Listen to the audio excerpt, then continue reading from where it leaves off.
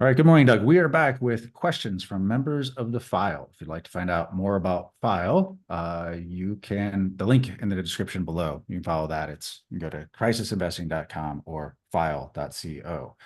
So, Doug, first question. Recently, you Wait, Matt, talked, yeah, before you do that, it occurred to me yesterday actually that we were talking about uh, all these people that were featured in Encyclopedia Britannica based on Black History Month, and it was basically a poorly selected group of Black people, I thought, whose birthday it was or whatever. But one thing on further investigation, I found that I was rather shocked at. It's that the day we did that, it was Nina Simone's birthday, and they didn't mention Nina. that's insane, actually. It actually is. So, uh, I've always been a fan of Nina's music. In fact, on my playlist, uh, I have more songs by Nina Simone than any other artist, including people like the Rolling Stones and Dire Straits, who I'm huge, huge fans of. So thought I'd mention that. Why didn't she make it, especially since one of her foibles was that Nina took being Black really seriously, which was a Hmm. problem. And a lot of her songs, the ones, frankly, I'm not interested in, are all about, being Black and blah, blah, blah. Uh, and she was actually living in Ghana uh, for a while. And when I went to Ghana for a week to play in a polo tournament many years ago, one of the things that I regret not having really pursued was, and I could have gotten an introduction to her because, like, we had dinner with the first lady, and who was the president at that time. Anyway, didn't have dinner with the president, just the first lady. So I'm sure I could have gotten an introduction to Nina. And Stevie Wonder was there too. And I keep bumping into Stevie Wonder one way or another. But did Stevie come to the polo game? Why would Stevie have come to a polo game? Anyway, for what it's worth, big fan of Nina's music. Her rendition of "My Way" is better than Frank Sinatra's, which is hard to believe, I know, but it's true. Yeah, she's great. Yeah, but I didn't know about her. I didn't know about all the relying on Black identity as being a big part of her character. I didn't actually know that. Yeah, she went into that, way too much. I mean, I'm not gonna, it's as if a white singer was always talking about how great it is to be white. Okay, that's fine, but it's kind of stupid too. It is an accident to birth. Yeah. Accident of birth, that's all it is, right? Anyway, So sorry to interrupt you. I that, wanted to mention that before that I forget it.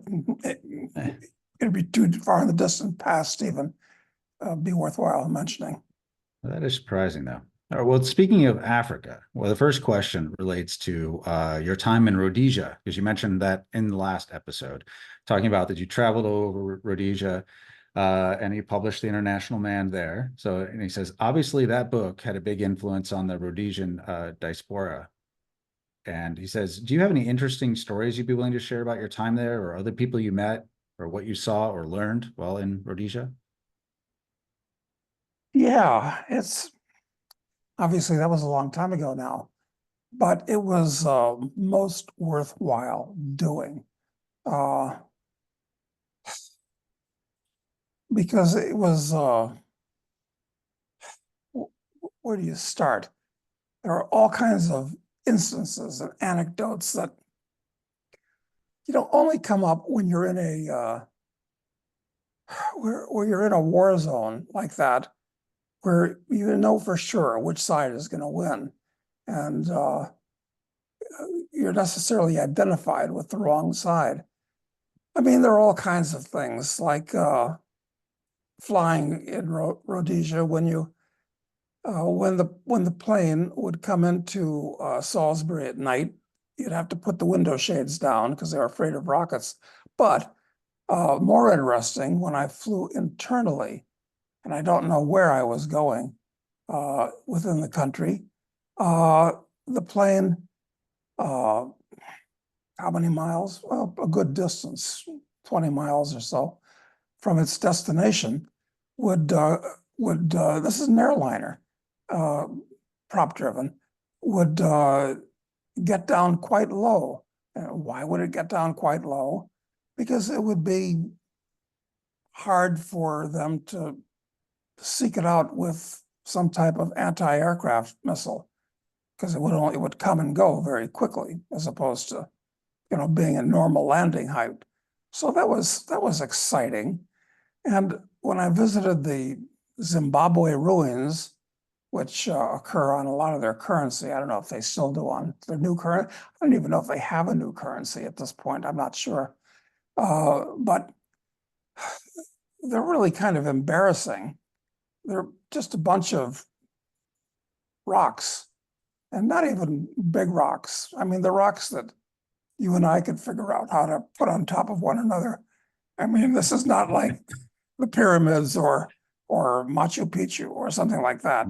Hmm. So I was the only tourist there, absolutely the only tourist. And the first time I visited the Zambezi River, where there's a bridge going across to Zambia. Once again, I was absolutely the only tourist there. And only a few weeks before that, I think it was a woman from the Orient, someplace, had been shot because one of the soldiers on the Zambia side had taken a pot shot at her across the river and hit. So this was all kind of, interesting stuff, crazy stuff. Like one hotel that I stopped to have lunch at in eastern Zimbabwe, and I met this couple there, and it was strange. It was a guy who had become a paraplegic. He was a Rhodesian soldier, and he'd lost the use of his legs. And he hadn't been married too long before that. And his wife, who was, very comely, very good-looking girl, I mean, it was pretty obvious to me that after we got to know each other, I was kind of being invited to mate with his wife. Kid you not. And I didn't get into it, but strange things like that happen. And they were the only people. They were Rhodesians, but they were the only people staying at this hotel where I stopped to have lunch. So just kind of crazy stuff like that. But what in particular? Yeah, and I met some very interesting people there. I don't know where they are now, but there's nothing like going to places that are prescribed by the U.S. government. Because I'll tell you another instance, rather insane. I remember I called the U.S. State Department and I asked for the, I don't know who they put me on to, but it was some numbskull that was running the Rhodesian desk for the State Department. And I said I was planning on going there. And he said, "What? Are you crazy? Do you know that Rhodesian bombers are bombing Mozambique now? I mean, what's the matter with you wanting to go there?" And I can understand that, the type of namby-pamby hysteric that would work for the State Department might be outraged and shocked that I'd want to go to Rhodesia. But I still remember his comment, "Don't you know that Rhodesian bombers are bombing Mozambique now?" I mean, this guy was, he was a moron. I Hmm. mean, to believe that was like an issue. Rhodesian bombers, they didn't have any bombers to start with. So anyway, yeah, I think there's a lot to be said for visiting crazy areas like that. They're not as dangerous as anyone puts them out. In fact, if you want to travel, places that you should travel are places on the State Department watch list. Why? Because first of all, there won't be any tourists, which makes it much better and more authentic and easier and all kinds of advantages. And safer, generally, because like when I visited Israel during the last Intifada, it was the same thing, what I just said. Hmm. But the Israelis were on such ultra high alert that the odds of, having the Palestinians attack, I'd say they were really slim. It was Hmm. only annoying being stopped a lot by their whatever the Israeli security would be, wondering what the hell are you doing here? Yeah. I mean that was kind of strange and inconvenient, and but other than that, it was great. Hmm. And do you think that, I mean, the reason that your book took off there was because of the fact that it was, I mean, a lot of the white Rhodesians were basically figuring out that they needed to internationalize now, right? They just kind of waited until, I mean, but this was brewing there for a while. It had to have been, I assume. Oh yeah, that war went on with after Ian Smith declared UDI, Unilateral Declaration of Independence, as they called it. And I think he did that in 1966. Hmm. And, there'd been a low grade war, but so it had been going on by the time I'd been there for 10 years anyway. Hmm. And it was interesting when I went to on the Mozambique border, Umtali, which was really turned into a military camp because a lot of the guerrillas used to mass in Mozambique and come across the border into Rhodesia.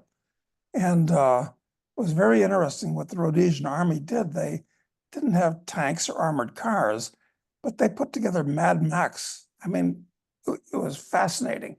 Mad Max type vehicles that they used for, all was really fascinating. I should have written down the details at Hmm. the time.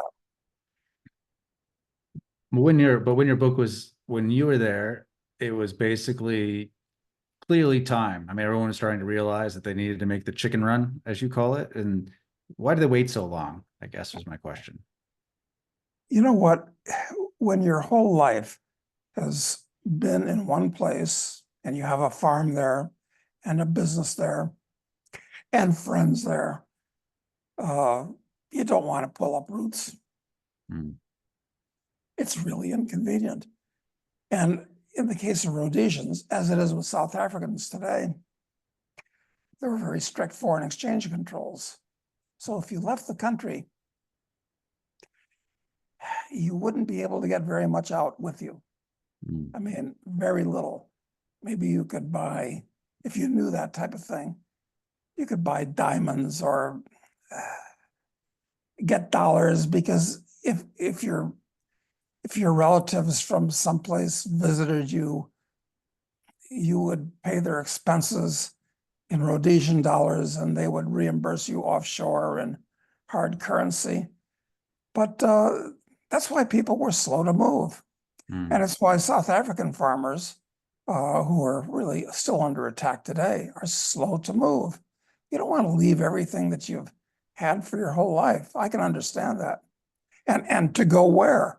I mean, uh, sure, if you were British, uh, which most of them, but by no means all of them were, you probably had a British passport. Okay, so that was you could get on a plane and go to England and make your way. But if you didn't, where are you going to go? Because the Rhodesian document wasn't good anywhere else except for South Africa.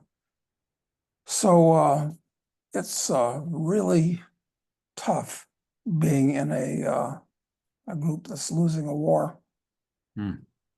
And there Okay. were, at the time, my understanding, there were back then, so when was that?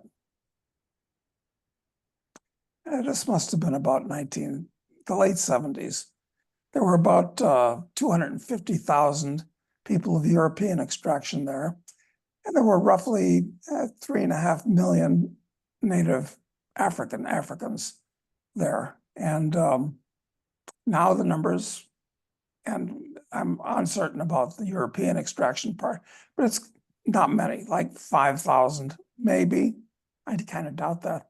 And about 13, 15 million Black people. Hmm. But I'd like to go back there. I'd like to go back there today, frankly. And it's funny. It's that back then, I also went to Zambia on different trips, and talk about a down at the heel shithole. That was Zambia. I mean, it was so embarrassing what it was like in their capital city, which why can't I remember the name of that place? It's kind of a trivia. Capital city of Zambia. Well, I used to know. Let's see. I can look it up. Lusaka. Yes, Osaka. And God, I mean, it went to a bookstore, no books, and all the books were on kind of socialist stuff. And I went to their top monument of, some soldier that something bad happened to. And it was just a wind-blown empty lot with garbage floating around. It's horrible. So in those days, when it was still Rhodesia, Rhodesia was well-maintained and nice, and everything worked. It was really a nice place. And then after Rhodesia switched and became Zimbabwe, Zambia became the nice place. And like, for instance, another time, and this must have been, I've been back there numerous times. I rented one of these ultralights. I didn't fly it, but you and a pilot would fly in one of these little ultralights. I mean, and they're little, with a little motorcycle engine on it and all that. And kind of scary, especially in Africa, where things may not be well maintained, where you fly above the Zambezi and the Zambezi Bridge, and quite interesting. But then I had to rent one on the Zambian side, not on the Zimbabwe side, because things had collapsed so far. It's funny, they transposed as to which one was decent, which one wasn't. Is that Anyway, because capital and talent went across the border? Is that why? Zambia had free marketized and Zimbabwe had socialized. Was actually the case. I mean, the tourists that were visiting the bridge on the Zambezi, which is, well, everybody went there to see that because you wanted to see Vic Falls too, which were not far. And you'd go to the Zambian side, not to the Zim side. Interesting. I should have recorded impressions on each visit over the years as the place changed. Like you said many times, you should have kept a diary or a journal or something. Yeah, I should have. Oh, well. I mean, there's millions of guys that have done zillions of things, and most of them is not written down. Absolutely true. The only ones, but if there's a chance of being remembered, it definitely is written down. Yeah, but what good does it do you to be remembered, frankly? That's true. That's a good point. All right. Well, next question. What does Doug think about Rio Tinto's annual net profit being down 19%? Is there any reason to be concerned? I don't closely follow Rio Tinto. It's industrial metals, and commodities are really, really cheap right now. So that's your answer. Okay. All right. It's been over 78 years since the last nuclear bomb was used as a weapon of war. What are the odds that a nuke gets used again in the next 5 years? Well, I'm of the opinion that anything that can happen eventually will happen. It's just the law of large numbers. Another thing to remember is that we're no longer back in the days of the 50s and 60s, 70s, when big bombs were the item, 10 megaton bombs, 20 megaton bombs to destroy a whole city at once. Now, my understanding is that most nukes today are much close to what was then known as a tactical nuke, smaller, delivered precisely. I mean, you only need a big bomb when the precision of delivery is not so good. But if you've got one that can be delivered within yards, well, then you only need kilotons, number one.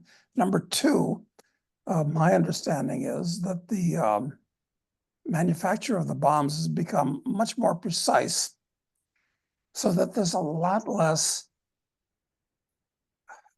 unused fissile material. So after the first few hours, it's not like the area is going to be dead forever. So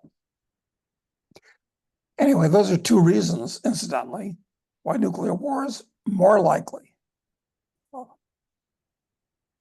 Right, And because it isn't a mutually assured destruction thing necessarily. It's not strategic nuke exchange. It's more tactical nuke.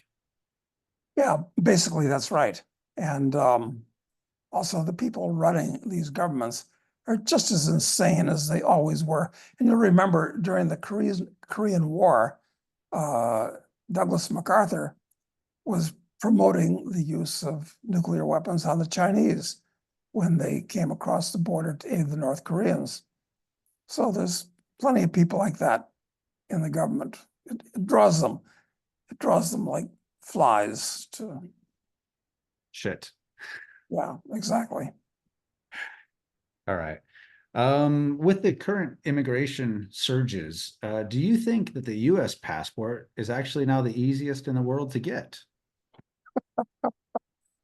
Yeah, we get back to that question. What are they going to do with these millions and millions?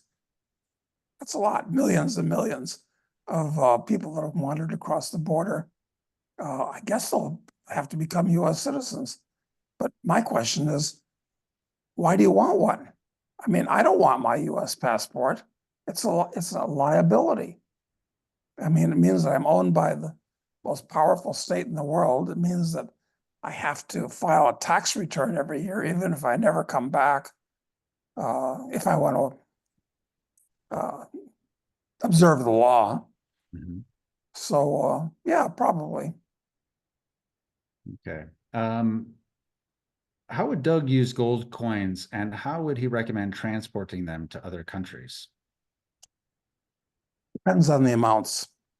I mean, if you travel from hither to yon a lot, sure, you can put some gold coins in your briefcase, but do not use 1 ounce gold coins, which are the most common type by far, because I've had experience in a number of countries with silver coins that look like gold coins, the same size, 1 ounce coins, and they always look at it. They Mm. want to see them.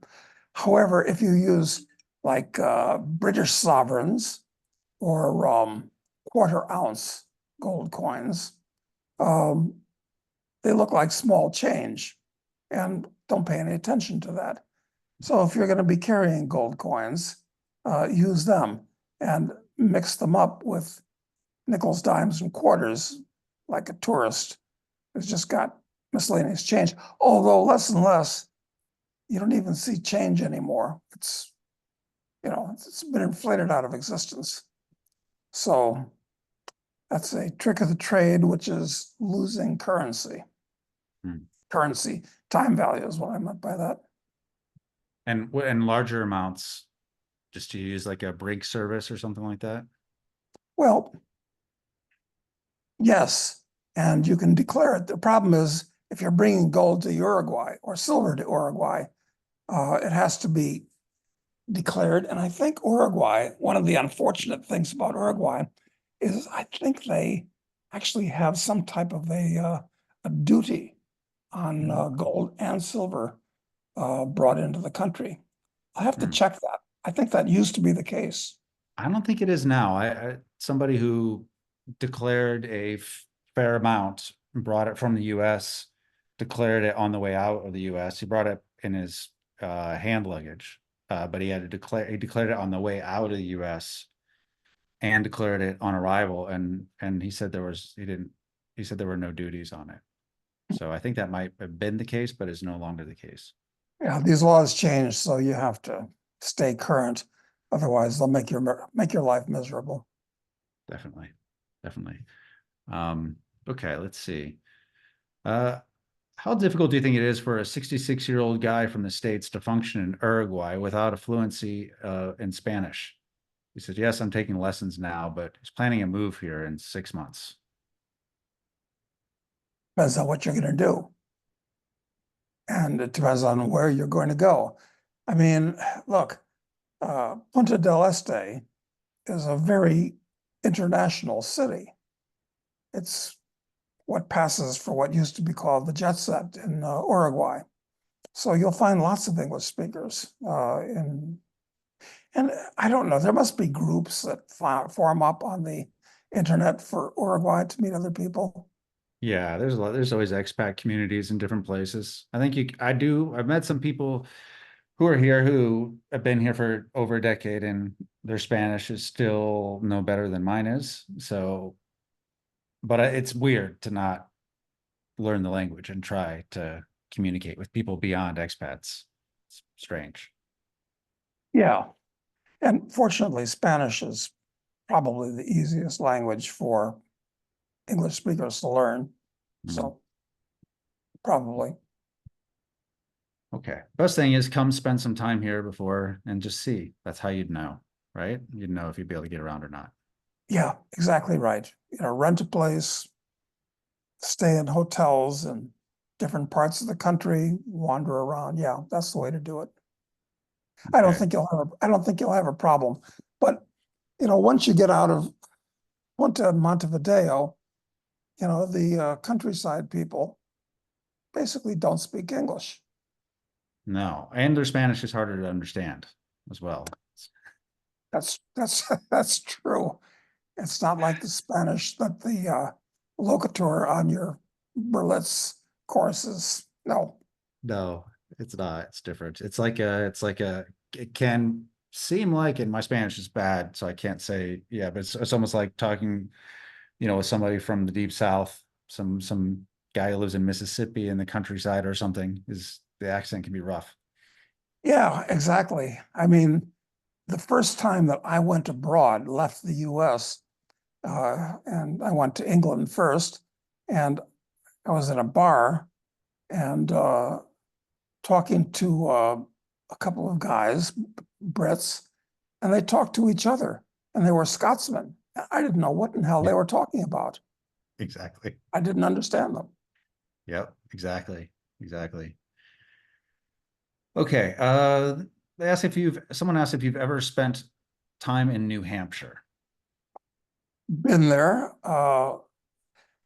I think I did go to a Pork Fest or whatever that thing is called, where all the The libertarians libertarian, got together. yeah, Yeah, yeah. So I went to that once. So I don't know much about New Hampshire, frankly. yeah. I've been there a couple times, but can't say I know much about it either. Let's I see. I've been told that it has the highest real estate taxes in the country, though, Really? basically, Wow. for what it's worth. Let's see. Next Because it question. doesn't have sales tax and it doesn't have an income tax, Ah, well, they got to make up for it somewhere. I suppose, or they can reduce the size of the government radically. Could They never, they? that's out of the question. Doug, what are your thoughts on Steadfast Defender 2024, a NATO training exercise happening right now with 100,000 NATO troops enacting a takeover of Russia? How big is this escalation in your view? Further proof that the people that run these countries are criminally insane. I mean, Russia is not a threat to anybody. I mean, we can go into a long discussion of why that is a factually accurate statement, but they're trying to make it into a threat, and I hope they don't succeed. They are. I haven't heard that what's the guy who's in charge of Stoltenberg, maybe the head of NATO, who was saying it was okay to strike to strike targets in Russia. You know, like was saying that yeah, you know that Ukraine could do that. That was like something they said they were against them doing at one point, but now they're okay with doing that. Yeah, with US made or British made missiles. Yep, and it seems like F-16s are, if not there already, are on the way actually, which they've been holding off for a long time. These people are just, they can't help themselves. They're really just asking for trouble. That's terrible. Question about ethics. Would you invest in a company like Raytheon? Well, it's not like an IPO where you're giving your money directly to the company. Uh, you're just buying shares off of somebody else who happened to own them.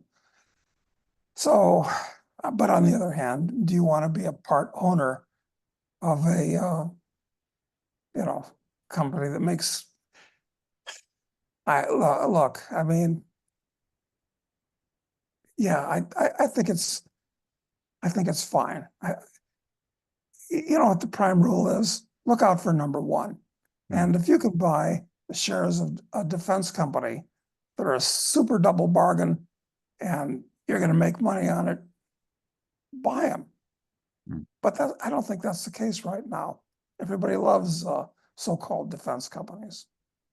Yeah, and but what if it were an initial public offering where actually the capital that were being raised was going to the company directly rather than to prior shareholders?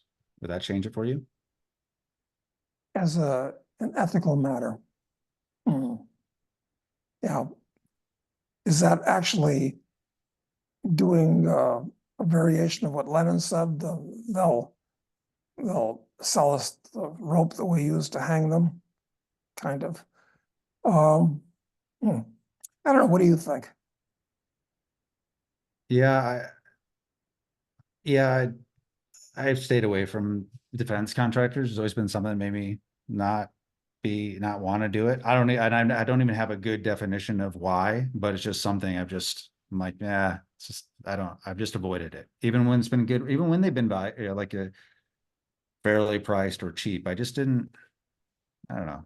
But I didn't put much thought into why. Yeah, nor have I, because these are liquid propositions. They're trading sardines, if you would. Uh, I remember I was asked to look into and get involved in a company that basically financed sleazy lawsuits. And I just didn't like, it was just too icky. So I stayed away. So Yeah, I understand. Okay. What's your take on the recent shutdown of First Quantum's copper mine in Panama? This is a problem with the mining business. You know, it's very unwoke. It's supposedly the Greens have to hate mining, even though they need lithium for their batteries. That was a copper mine, of course. This is the problem with mining. It's that you make this huge investment, and then the government, which changes and comes and goes, can be stupid, and generally they're getting worse. It's a political risk is a major risk with mining. It's not just geological risk or financial risk, but political risk. So It makes such what is easy Panama targets. going to do? I mean, that's one of the biggest copper mines in the world. I think it's responsible for like 5% of world production. And the government's trying to shake them down for more money with, you know, whatever bullshit excuses they're putting up. So I don't have a prediction. Okay. One of the reasons why mining is not an investment, it's a speculation. Got it. Okay. In your vision of an ideal society, how do you address potential challenges related to wealth inequality while preserving individual freedoms? Or alternative question, as an advocate for individualism, how would you reconcile the tension between personal freedom and the need for collective action to address pressing global issues, such as environmental concerns or pandemics? Well, as to the first question, Jesus, who is called the Christ, famously said, the poor you shall always have with you. So as far as wealth inequality is concerned, it's always going to be there for all kinds of reasons. And the government can't do anything about it, nor should it. I mean, you know, I like to quote Jesus from time to time, but Ayn Rand is actually more quotable. And she said, when asked, what do you do about the poor? Make sure you're not one of them. That's a more practical answer, I think. And what was the second question? As an advocate for individualism, how would you reconcile the tension between personal freedom and the need for collective action to address pressing global issues such as environmental concerns or pandemics? Well, environmental issues. These are both very politically correct crises of the day, as it were. And the answer is that government should do only three things: provide police, provide a foreign defense force, and courts. And they should not do either of those things. That's something that the Red Cross, as far as pandemics is concerned, or something like that, if the Red Cross wasn't totally corrupt, which it is now, you know, they'll give you advice and take care of that. And if you're sick, don't go out and endanger other people. And if you're afraid, stay inside and don't let other people. You don't need the government to do anything, quite frankly. And what was the other thing that pandemics and the environment? Environmental concerns. Oh, right. What kind of environmental concern might that be? I'm guessing he's getting to climate change probably, but I don't know. I don't either. I mean, this is. I mean, I kind of question the premise of the question. The quote need for collective action to address pressing global issues. Is there a need for collective action to address pressing global issues? Pressing in whose opinion? Right. There's all kinds of problems with that question. Exactly. Yep. Okay.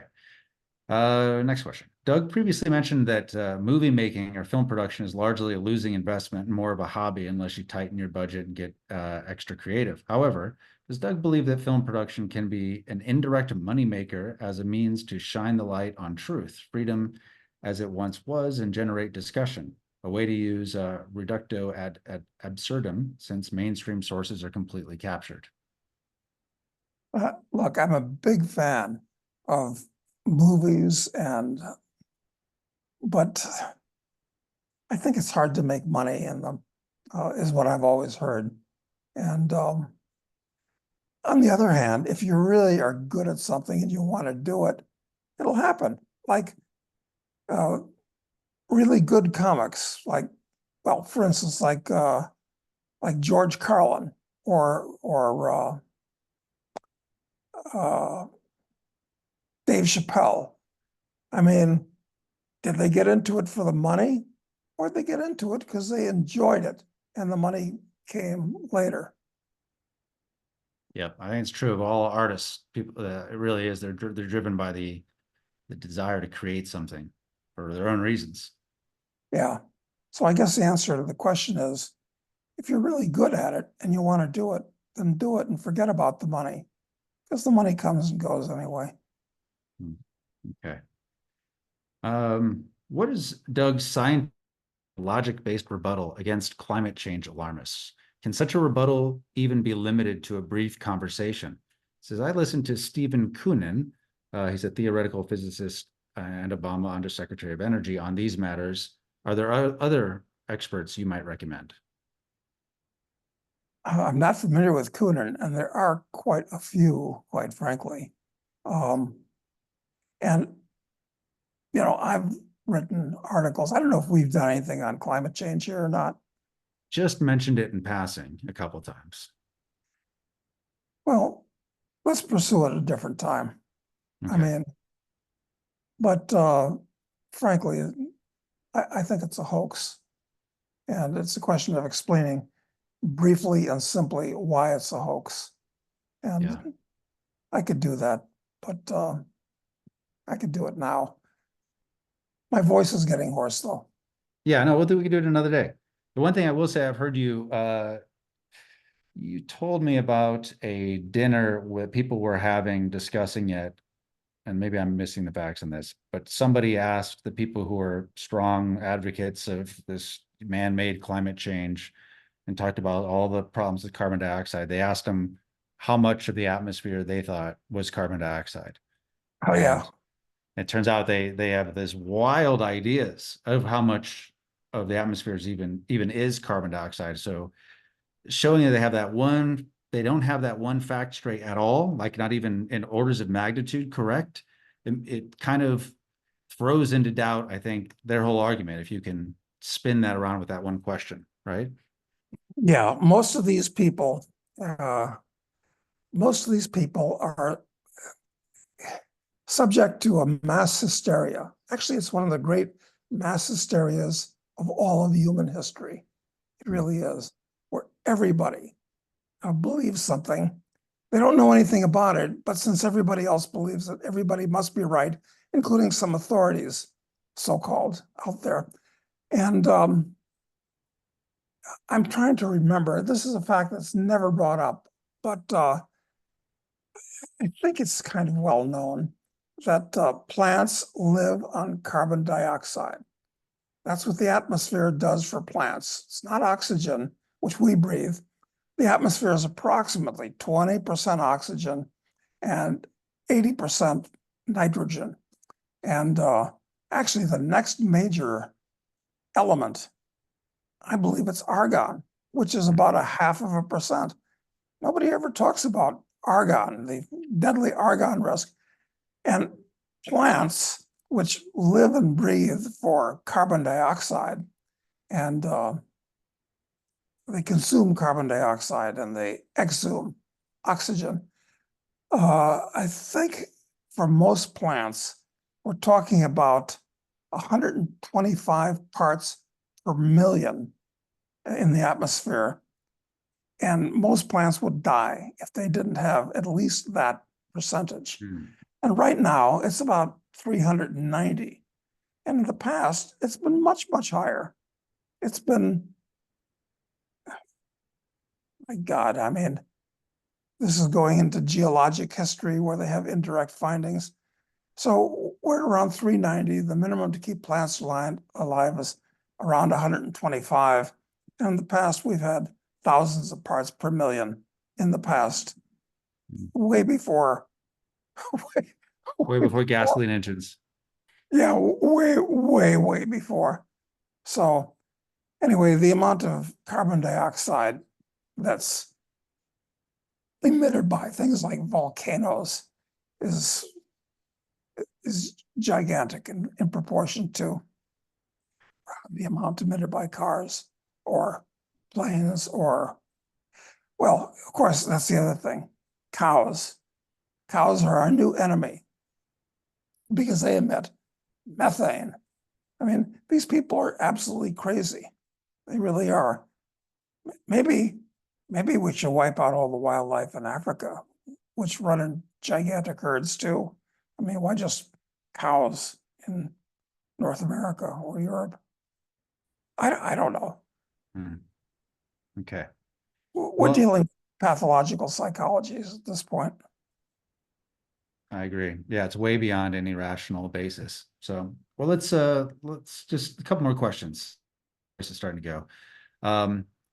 Any thoughts on the military officially changing their infantry rifle platform? They are switching from the Colt 5.56 to a 6 hours 6.8 rifle. So this is this could have investment implications, but also what a nightmare it was when they switched to the 5.56 during the Vietnam War. Well, yeah, as a gun guy or ex-gun guy, because I don't play with them anymore, but I used to all the time, all kinds. And, frankly, I thought that switching from uh, the NATO 308 to the 223 was a good move on the part of the US military because they were fighting a jungle war and wasn't long distances across open plains where the bigger round would be better. But the whole technology has changed today. And it's like the new sighting systems on weapons are such that all of them are optical sights. Nobody uses iron sights anymore. I mean, those are like dinosaurs. And the new optical sights, the advanced ones, all you do is you point at something and it calculates the distance and calculates the wind. And I mean, it's not going to be such a long distance that the effect of the spinning of the earth, which is calculated for people that are really serious, is taken into account. But increasingly, with the new weapons, and I'm sure this new round, and I don't know what its ballistics are, but it's going to be a big improvement over either the 308 or the 223, as far as everything is concerned. And the sighting of the weapon, I mean, every Gomer pile is going to be the equivalent of a sharpshooter today, if he can put the weapon to his shoulder. So I don't think I'd want to be an infantryman anywhere near the battlefield where you stick your head up and you're probably going to get hit. That is to say, if a drone doesn't hunt you down as an individual and take you out. Exactly. I mean, eventually you just see this it's going to be robots. It won't be very long. These drones are going to turn into other versions of drones, land-based drones. And if people are just trigger pullers now and they're not really, the sighting is easy, the targeting is automated. I mean, why do you need the people? Why do you need the bodies? Yeah, I mean, we've seen the videos from Boston Robotics, not just of their bad dog, but the Atlas, it's called. yeah, that can climb stairs and jump and things. So we're going to be living in the world of the Terminator very soon. So don't worry about these things too much. It's coming. Okay, last question. Doug, what are your thoughts on China banning short selling and preventing equity holders from reducing holdings at the open and close of each trading day? What does that mean? Incredibly stupid and pointless, and they'll only create more distortions. They're trying to prop up the market. It's really stupid. It does just the opposite of this.